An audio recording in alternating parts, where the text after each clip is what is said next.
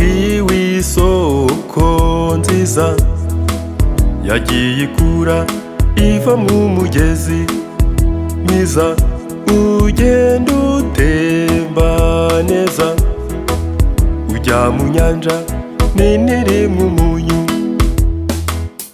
Ikinyabuzima cyageraga muri iyo nyanja cyahitaga gipfa kubera umunyu. Umugezi uzana ubuzima muri iyo nyanja kuko uturuka ku isoko nziza. Muramenye iyo soko ntikame, mukawerube hafi ntikame, mana we ntikame, ntikame. Muramenye iyo soko ntikame, mukawerube hafi ntikame, mana we ntikame, ntikame.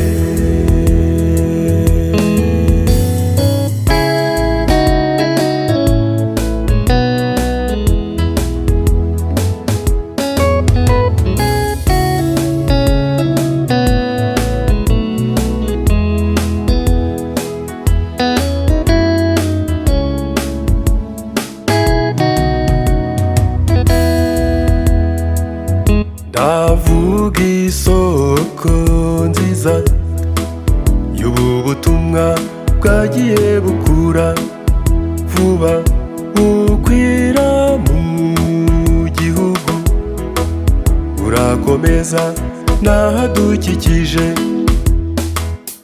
Abantu bose bihebye nta byiringiro babona agakiza baramwenyura. Nushaka kwanduza iyo soko uzica benshi, nakugira inama ibungabunge. Muramenye iyo soko ntikame, mukawerube hafi ntikame, mana we ntikame, ntikame. Muramenye iyo soko ntikame, mukawerube hafi ntikame, mana we ntikame, ntikame, ntikame, ntikame, ntikame, ntikame, ntikame,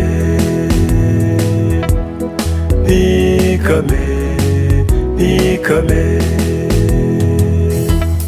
ntikame, ntikame.